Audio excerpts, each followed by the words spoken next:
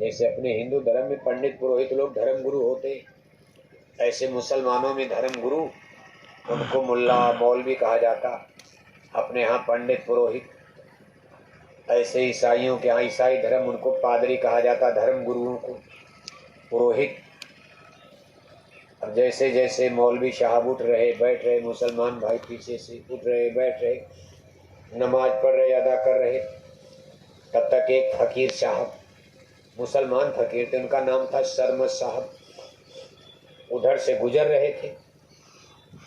उन्होंने जब ये देखा तो मस्जिद की सीढ़ी पर खड़े होकर पीछे जोर जोर से लगे चिल्लाने, अपना तालू ऐसे सीढ़ी पर रगड़ रहे और ऐसे पटक रहे और कह रहे, जो मौलवी के दिल में वो मेरे पैरों के नीचे है, जो मौलवी के दिल में वो मेरे पैरों के नीचे। अब देखो संजोग से उस नमाजियों की भीड़ में जो नमाज लोग पढ़ रहे थे, वहाँ के बादशाह भी मौजूद थे। जब उन्होंने सुना कि कोई आदमी पीछे ऐसे चिल्ला रहा तो गुस्सा आया लोगों, कौन डिस्टर्ब कर रहा।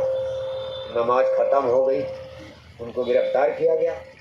कहा बेवकूफ आदमी, लोग नमाज पढ़े तुम पीछे चिल्ला रहे पागल की तरह। जब पता लगाया गया भाई ये पागल नहीं है, ये जानबूझकर ऐसा कर रहे थे, गलती मानी गई, अपराध, तो बादशाह ने कहा कत्ल कर दो।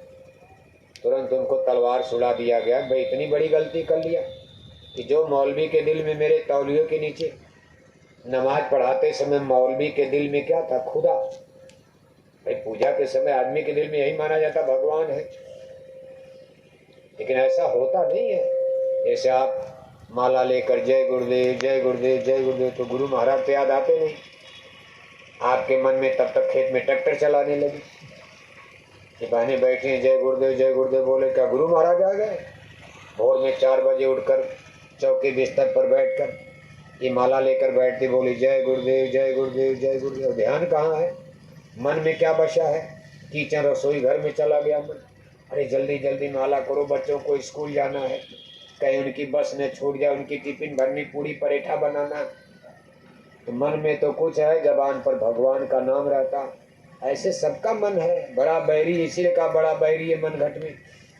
अब देखो मौलवी साहब जब उन्होंने कहा तो लोगों ने, बादशाह ने कहा रंज माना बुरा माना कि भाई मौलवी नमाज पढ़ा रहे, उस समय वो बोल अल्लाह हो अकबर। उनके हृदय में तो अल्लाह होगा, भगवान होगा, खुदा होगा। अब आप कह रहे कि जो मौलवी के दिल में मेरे पैरों के नीचे, तो क्या भगवान खुदा आपके पैरों के नीचे है? आपने भगवान का अपमान किया, इसलिए कत्ल कर दो। अब इतनी बड़ी गलती पर तो कत्ल कर दिया। जब उनका सर कट करके नीचे गिरा तब भी सर बोल रहा, कटा सर बोल रहा कि जो मौलवी के दिल में मेरे तौलिए के नीचे, जो मौलवी के दिल में मेरे पैरों के नीचे।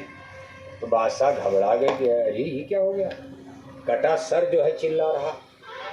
इसके माने कोई फकीर, ये तो कोई मालूम पड़ता चमत्कारी महात्मा को हमने मार डाला। तब तक उनके गुरु महाराज यानी सरमद साहब के गुरु महाराज उधर से गुजरते, वो भी जा रहे थे। जब देखा मेरे शिष्य का कत्ल हो गया और कटी गर्दन चिल्ला रही, तो गुरु महाराज वहाँ खड़ा होकर बादशाह से कहने लगे, भाई आपने बड़ी गलती कर दिया, इस बेचारे को क्यों मार डाला? उन्होंने कहा महाराज इसने गलती किया था, ये कहता था जो मौलवी के दिल में मेरे तलवे के नीचे, इसने खुदा का भगवान का अपमान किया। लोग नमाजी नमाज पर बीच में हल्ला मचाया, शोर, इतनी गलती छोटा बच्चा भी नहीं करेगा। तो गुरु महाराज ने कहा नहीं नहीं, ये मेरा सच्चा भक्त है, कभी गलती कर ही नहीं सकता। सच्चा सत्संगी भक्त है, जो वास्तव में सच्चा भक्त है, उससे कभी गलती हो ही नहीं सकती। इसे गलत बोला नहीं, इसने जो बोला बिल्कुल सही बोला। इसने बोला कि जो मौलवी के दिल में मेरे तलवे के नीचे। बुलाओ मौलवी साहब को। मौलवी साहब को बुलाया गया, कहा भाई आप ये बताओ कि जब आप नमाज पढ़ा रहे थे लोगों को, आपके दिल में, मन में, हृदय में क्या था उस समय? तो पहले तो मौलवी साहब ने संकोच किया सही बात बताने में, कहा अरे मेरे दिल में भगवान थे, खुदा थे। लेकिन जब फकीर साहब ने, गुरु जी ने कहा नहीं देखो भाई सही बताओ, नहीं तो हम सबके सामने आपका भेद खोल देंगे, वो तो महात्मा अंतर्जामी। मन की बात जानने वाले कभी देखो सही सही आप बता दो, नहीं तो हम आपका भेद खोल देंगे। जब बहुत उनको दबाव दिया तो मौलवी साहब ने कहा भाई बात सही है। जब मैं नमाज पढ़ा रहा था उस समय मेरे मन में एक भाव आ गया। मेरे घर में मेरी 18-20 साल की बेटी सयानी हो गई, उसकी शादी नहीं हो पा रही। उस समय मैं खुदा से यही कह रहा था, हे खुदा अगर कहीं थोड़ा पैसा मिल जाता, दौलत मिल जाती, मैं अपनी बेटी की शादी कर लेता। शादी कैसे होगी चिंता यही।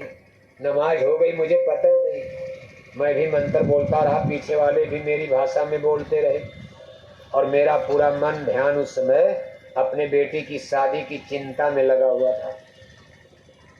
तो महात्मा जी ने, गुरु जी ने कहा दौलत मांग रहे थे, तू भगवान से दौलत मांग रहा था, पैसा, और कहते हो कि हम नमाज पढ़ा रहे थे अपनी रूह के कल्याण के लिए, रूह को जिंदा करने के लिए।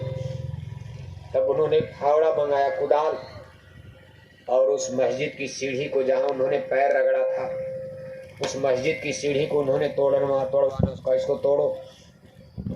जब मस्जिद की सीढ़ी, मस्जिद के डंडे तोड़े गए तो वहां देखो लोहे के, तांबे के, पीतल के बड़े बड़े घड़े निकल गए और उसमें सोना चांदी माल भरा हुआ था।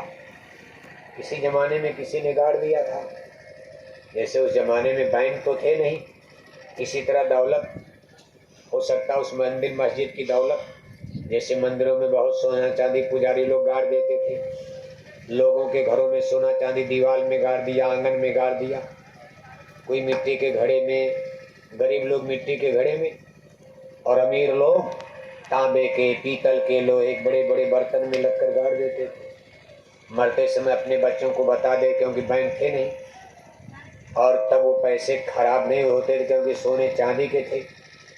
अब आज के ज़माने में तो कागज़ का नोट चलता है, ऐसे ज़मीन में गाड़ दिया जाए तो कीड़े लग जाएंगे, ख़त्म हो जाएगा, सड़ जाएगा।